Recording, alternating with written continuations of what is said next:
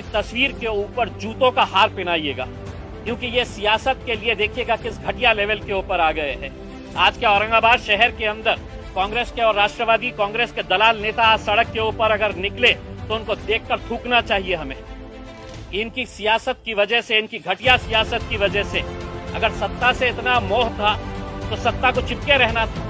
हम तो जूते मारते हैं ऐसे नेताओं को। हम पूछना चाहते हैं शरद पवार से, क्या मुंह में लड्डू लेकर बैठे हुए थे?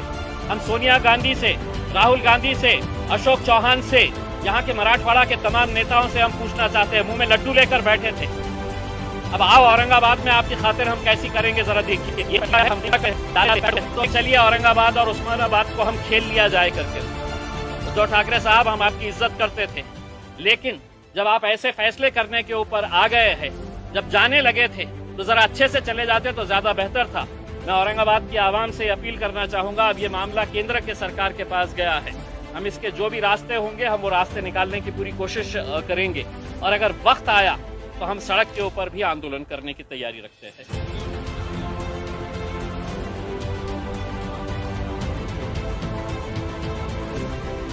देखिए, मैं औरंगाबाद की आवाम से, उस्मानाबाद की आवाम से अपील करूंगा कि वो शांति बनाए रखें। अभी हमारे पूरे रास्ते बंद हो गए हैं, ऐसा नहीं है, हम दूसरे भी रास्तों का इस्तेमाल करेंगे। लेकिन आज हमारी पूरी नाराज़गी कांग्रेस और राष्ट्रवादी कांग्रेस, जिन्होंने हमेशा सिर्फ अपनी सत्ता की खातिर किसके साथ जाना, कैसे जाना, अपनी कुर्सी कैसी बचाए रखना, सिर्फ वही खेल खेला। मुझे बताया गया है कि 2 कांग्रेस के मंत्री कैबिनेट मीटिंग से बाहर निकल कर आ गए। अगर तुम में जरा सी भी शर्म बाकी है तो आज इस्तीफा मुंह पे फेंक कर मारिएगा उसमें। आप इस तरह का नाटक करके पब्लिक को बेवकूफ बनाने के धंधे मत करिएगा उसमें। औरंगाबाद हमारा शहर है, औरंगाबाद के तमाम लोग, इस शहर के पीछे का एक इतिहास है, वो इतिहास को तो मिटा नहीं सकते हैं। और हम ये कहना चाहेंगे कि औरंगाबाद की आवाम के लिए आप 50 नाम रख लीजिएगा, लेकिन औरंगाबाद औरंगाबाद ही रहेगा हमारे लिए।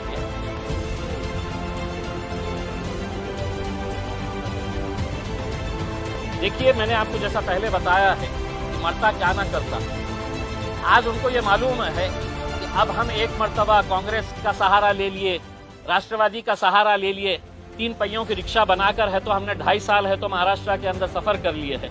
अब दोबारा कब मौका मिलेगा ये हमको पता नहीं। तो चलिए, जाते जाते मैं उद्धव ठाकरे साहब से एक सवाल करना चाहता हूँ कि इसी शहर के अंदर आप कुछ दिन पहले आए थे, आपने अपने भाषण के अंदर ये कहा था कि हम औरंगाबाद का विकास करेंगे। उद्धव साहब, कौन सा जादू की आपने छड़ी चलाए इस शहर के ऊपर कि पूरा विकास हो गया और आपने फिर है तो नामकरण का फैसला ले लिए है? आप ही की जबान के ऊपर आपने कहा था कि नहीं, मैं इस शहर के अंदर पानी पहुंचाऊंगा, हम इस शहर का विकास करेंगे करके। उसमें ऐसा क्या हो गया? इसका जवाब भी दीजिए आप, और आपको जवाब देना पड़ेगा। अब आप मुंह छुपा कर बैठ नहीं सकते हैं। आपको अगर कोरोना अगर हुआ है तो आप है तो इसके ऊपर आइए, ऑनलाइन आकर जवाब दीजिए औरंगाबाद की और उस्मानाबाद की आवाम को। उसमें आपकी घटिया राजनीति की वजह से आप हमारे शहर के अंदर हंगामा नहीं पैदा कर सकते हैं। ये शहर हमारा है, और इस शहर के लिए अगर आप घटिया राजनीति खेल रहे हैं तो हमको उसका भी जवाब देना आता है, और अच्छी तरह से देना आता है। बिल्कुल करेंगे। हमने ये बताया है कि हमारे पूरे रास्ते खुले हुए हैं, और अगर वक्त आया तो हम सड़क के ऊपर भी आंदोलन करने की हमारी पूरी तैयारी है। देखिए, मैंने जैसा पहले बताया था, संभाजी महाराज, छत्रपति संभाजी महाराज, छत्रपति शिवाजी महाराज, फुले शाहू अम्बेडकर, ये घटिया नेताओं के लिए महज सिर्फ एक नाम है। अपनी राजनीति चमकाने के लिए, अपनी दुकानदारी चलाने के लिए सिर्फ ये नाम है। वरना मुझे बताइएगा कि क्या वजह है कि इतने सालों तक आपने पेंडिंग करके रखा था, और जब जाते जाते जब अपना मरने के जैसी हालत हो गई है, अपनी सत्ता गिरने वाली है, तो तब जाकर आप ये खेल खेल लेते हैं। क्या वजह है आपके? आप ये बताइएगा हमारे को कि अचानक जाते जाते आपको क्यों ख्याल आया? यही तो हम कहते हैं कि आपको संभाजी महाराज से कोई आदर है, सम्मान है, प्रेम है, ऐसा नहीं है।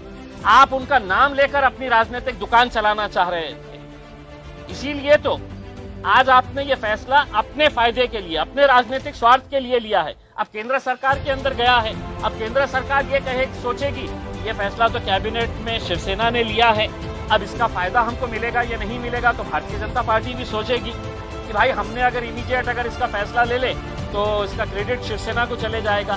तो संभाजी महाराज से किसी को मोहब्बत है, इनको ऐसा नहीं है। हम तो ये साफ कहते हुए आए हैं कि हम छत्रपति संभाजी महाराज, छत्रपति शिवाजी महाराज, फुले, शाहू, अंबेडकर, हमने कभी भी अपने राजनीतिक स्वार्थ के लिए इन लोगों का नाम नहीं लिया है। ये बहुत महापुरुष है, हम इनका आदर सम्मान पूरी तरह से करते हैं, लेकिन अपने राजनीतिक स्वार्थ के लिए कभी भी इनका नाम का इस्तेमाल नहीं किया है, जो ये राजनीतिक पार्टियां आज तक करते आए हैं।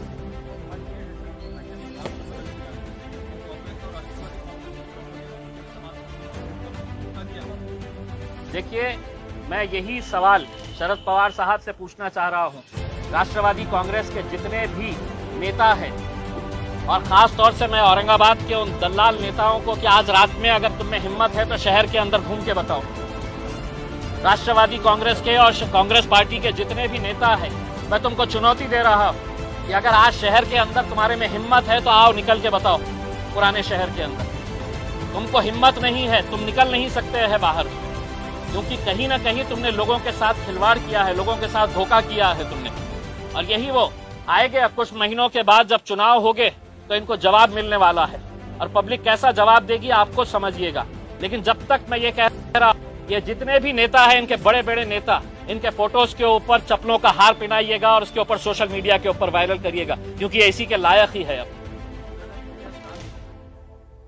चंद्रकांत खैरे साहब, बिल्कुल अब उनके लिए डांस करने के लिए ही अब वक्त रह गया है, और मैं तो चाहूंगा कि वो एक प्रोफेशनल डांसर बन जाए करके उसमें, क्योंकि अब आगे की राजनीति तो वो कर नहीं सकेंगे, अब सिर्फ डांस करने का है। क्योंकि ये मुद्दा पिछले 25 सालों से चंद्रकांत खैरे साहब के लिए उनकी रोजी रोटी का जरिया था। ये अब ये एक मर्तबा हल हो गया है, तो आप क्या करने वाले हैं वो पता नहीं है।